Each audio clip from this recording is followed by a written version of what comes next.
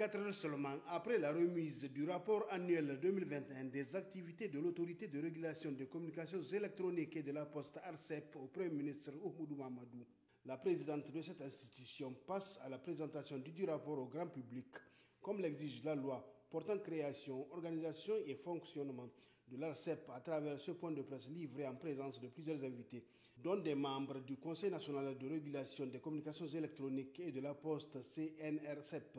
À l'entame de son intervention, Mme Betty Achetou Habibou Oumani a rappelé les dispositions prises suite aux instructions données par le président de la République, Mohamed Bazoum, pour l'amélioration de la qualité des services de communications électroniques lors de la rencontre du 7 mai 2021 avec les principaux responsables du secteur. C'est pourquoi l'ARCEP, conformément à ses attributions, a mis l'accent au cours de l'année 2021 sur l'amélioration des cadres juridiques et institutionnels du secteur, l'acquisition d'équipements de contrôle des dernières générations, le renforcement du contrôle de qualité des services et du spectre et radioélectrique et le renforcement des capacités du personnel de l'ARCEP.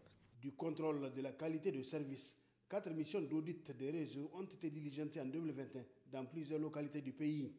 Ces audits, qui ont concerné les régions de Niamey, Tillabéri, Dosso, Tawa, Maradi et Zander, ont révélé une non-conformité aux normes de qualité des services. En conséquence, l'autorité de régulation a instruit les opérateurs de respecter les engagements de qualité des services contenus dans leur cahier des charges. Le contrôle du spectre radioélectrique à travers des missions de surveillance du spectre et l'inspection des sites radioélectriques. Le contrôle de conformité des équipements radioélectriques à travers le traitement des demandes d'études de conformité. Le contrôle des tarifs grâce à l'acquisition de l'outil automatisé de contrôle des tarifs. Le contrôle des autres obligations des opérateurs, dont le paiement de la contribution aux missions de l'accès universel, le paiement de la contribution aux missions de recherche et de développement. À l'issue de ces derniers contrôles des obligations, tous les 4 opérateurs que sont Celtel Niger SA, Move Africa Niger, Niger Telecom et Zamani Telecom SA ont été défaillants et par conséquent mis en demeure. Après le contrôle du respect des décisions de mise en demeure, seul l'opérateur Niger Telecom a fait l'objet de sanctions suivant la décision numéro 0010 ARCEP/CNRCEP 2021 du 19 octobre 2021.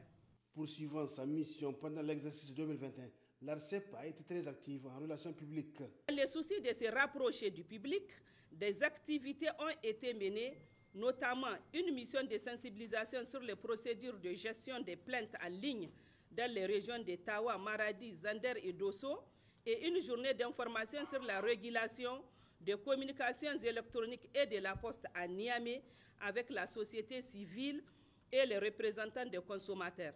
Plusieurs missions sur le terrain ont été effectuées dans le cadre de renforcement des capacités des jeunes regroupés autour des cybercafés communautaires installés par l'ARCEP à l'intérieur du pays. À l'international, on note la participation active de l'ARCEP aux rencontres organisées par les institutions et organisations internationales des télécoms et de la poste comme UPI, UIT, UAT, CPAO, Fratel, Artao, etc. Comme de coutume, en 2021 aussi, l'ARCEP a procédé à l'étude des tendances du marché en analysant les données statistiques produites avec la collaboration des opérateurs du secteur de communications électroniques et de la poste. Au 31 décembre 2021, le secteur de communications électroniques dénombre 4 opérateurs de réseaux mobiles, dont 2 qui font en même temps le fixe, un opérateur détenteur de licences d'infrastructure et 4 fournisseurs d'accès Internet. On constate qu'en 2021, le parc d'abonnés fixe a régressé de 13% par rapport à 2020. En effet, depuis 2018, il est observé qu'il y a de moins en moins d'abonnés au fixe. Niger Telecom détient toujours 99% du parc d'abonnés fixe. Le taux de pénétration fixe, qui était de 0,64% en 2020 et de 0,51% en 2021. Ce taux n'a guère atteint la barre de 1% depuis les 5 dernières années. Le parc d'abonnés mobiles a connu un accroissement régulier depuis 2017 de 12 279 000 abonnés en 2020. Il est passé à 15 070 000 en 2021, soit une augmentation de 2 791 358 abonnés. Le taux de pénétration de la téléphonie mobile, qui était de 53% en 2020, est passé à 61% pour l'exercice 2021, soit une croissance de 8 points par rapport à 2020. L'accès global à Internet a connu une hausse régulière depuis 2017. En 2021, il est de 33% contre 30% en 2020. Les opérateurs du secteur des communications électroniques cumulent un chiffre d'affaires de 267 milliards 357 333 000 francs CFA contre 232 milliards 800 millions de francs CFA en 2020, soit une augmentation de 14,8% par rapport à 2020. Enfin, les investissements connaissent une baisse de 7% en 2021 par rapport à 2020, due à une baisse importante des investissements chez certains opérateurs.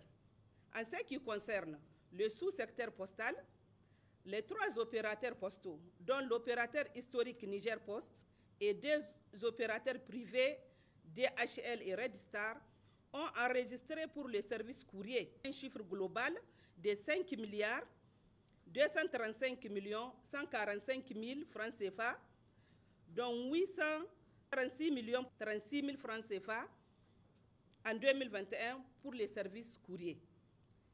Niger Post détient 67% du chiffre d'affaires global et 60% du chiffre d'affaires du service courrier. Le processus de mise en œuvre de la politique sectorielle étant toujours en cours, l'ARCEP continue à mener des actions de sensibilisation auprès des acteurs, surtout informels, du dit sous-secteur. Dans la quête permanente d'amélioration des performances des secteurs des communications électroniques et de la poste, l'ARCEP recommande l'élaboration d'un plan national ou stratégie nationale haut débit et l'accélération de l'adoption des textes réglementaires relatifs au secteur postal. Pour ce qui est des perspectives, l'ARCEP entend améliorer la qualité de service avec beaucoup plus d'ardeur pour amener les opérateurs à accepter les engagements contenus dans leur cahier de charges. Mettre en œuvre l'initiative Free Roaming entre les pays membres de la CEDEAO, mais aussi entre les pays membres du G5 Sahel, et élaborer la cartographie des zones blanches pour la période 2022-2023. La cérémonie s'est achevée par la visite du matériel de contrôle de pointe acquis par l'ARCEP au niveau du Centre national du contrôle du spectre des fréquences, un centre qui compte 4 stations mobiles de contrôle, dont 3 de dernière génération qui permettent aux techniciens de l'ARCEP de travailler dans les conditions les meilleures.